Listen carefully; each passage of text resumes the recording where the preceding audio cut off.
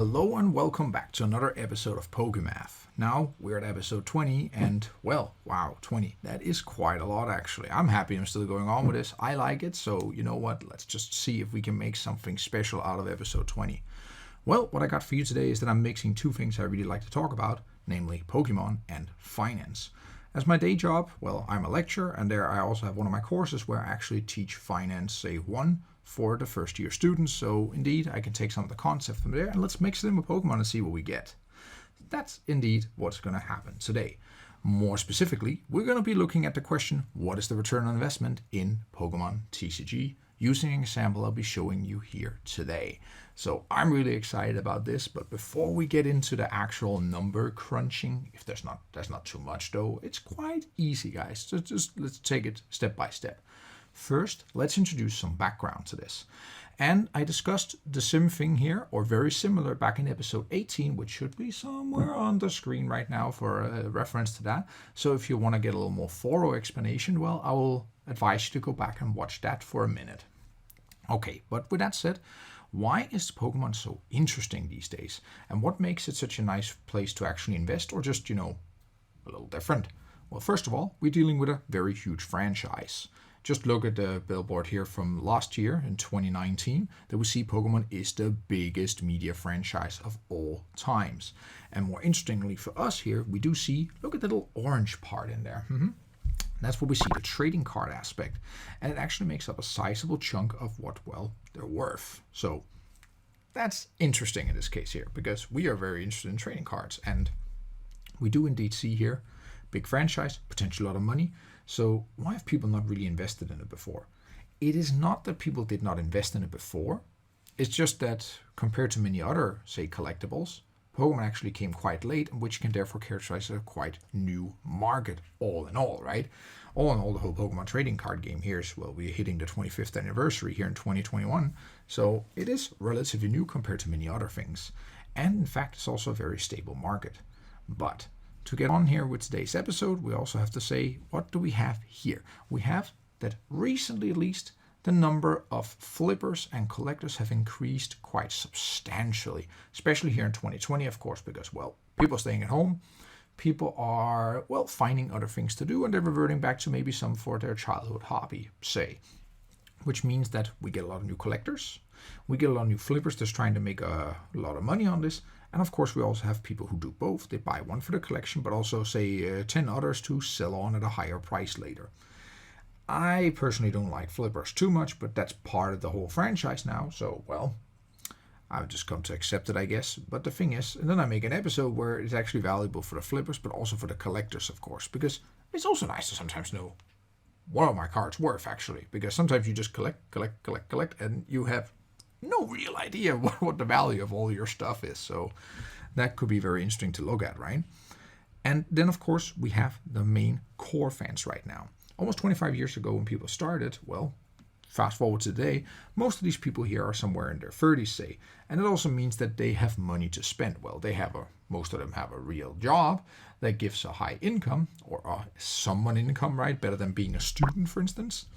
And therefore they have money to spend so they can buy their precious, well, childhood cards back that they, well, destroyed earlier because when they didn't want to do it anymore.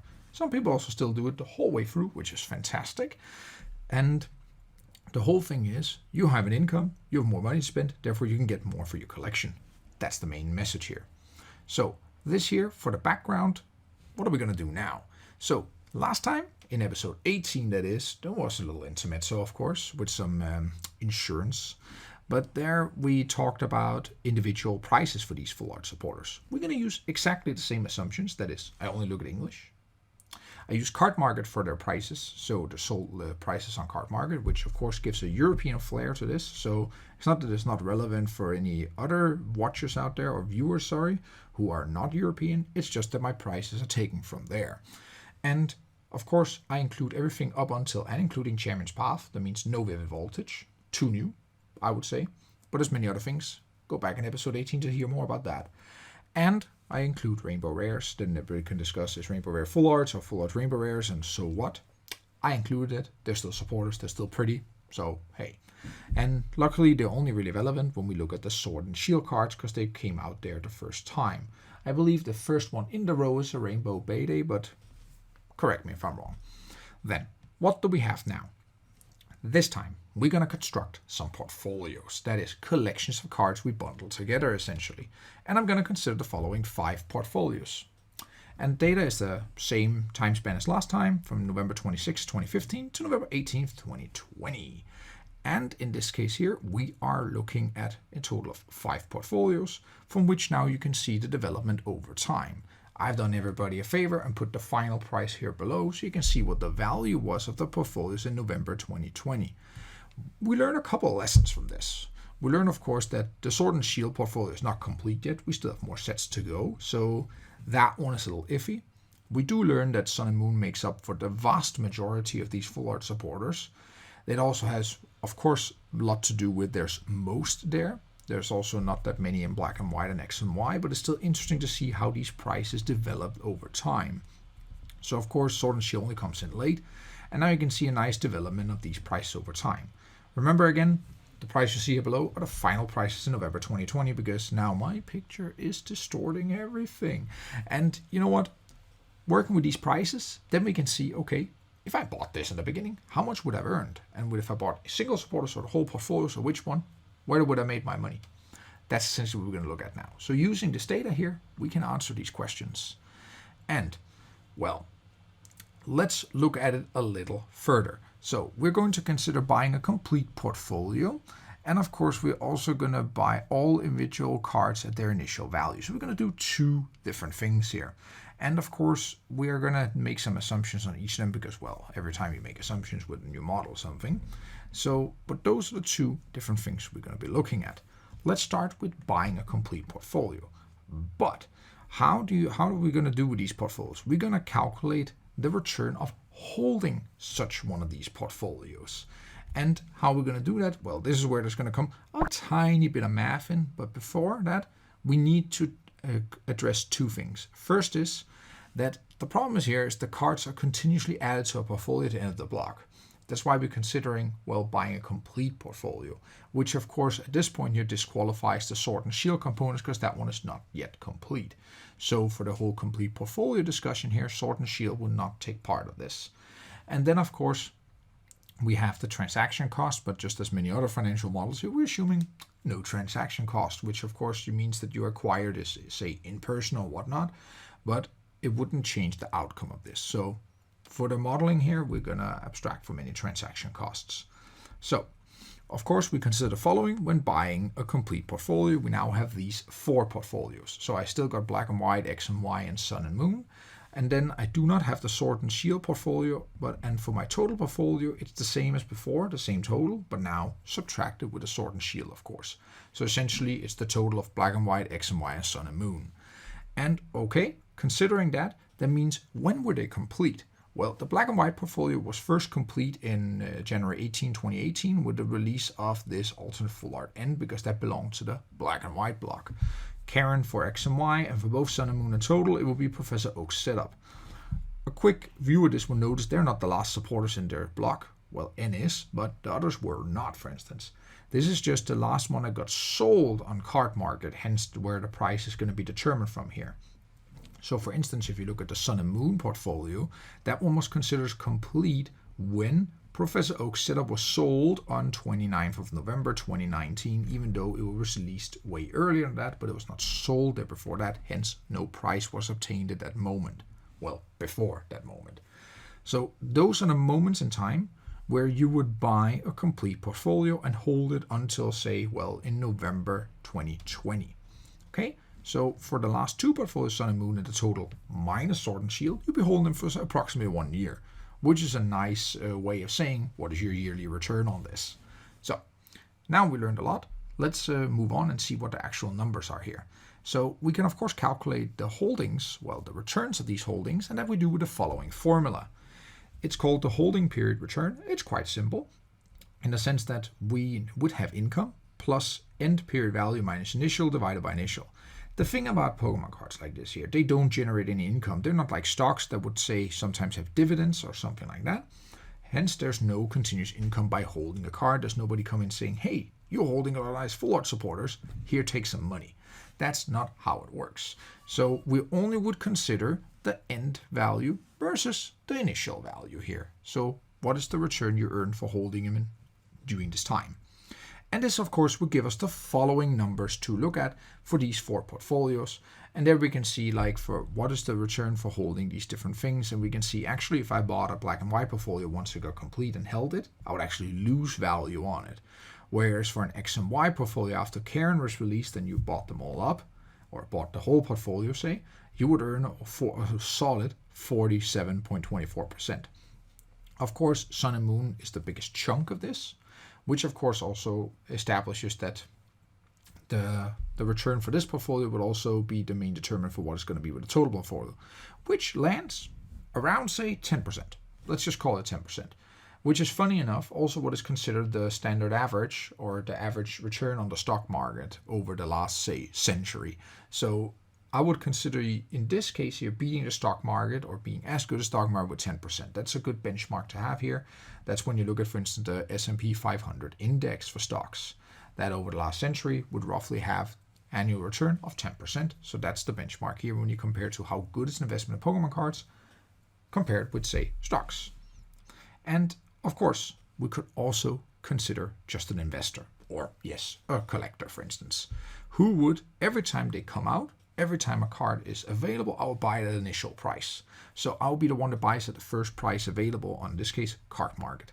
So essentially, every time a new card is released, I buy it, hold it until November, and sell it all. Or at least I hold it so I see what my value is at that point in time, right? And that's what we're going to be doing.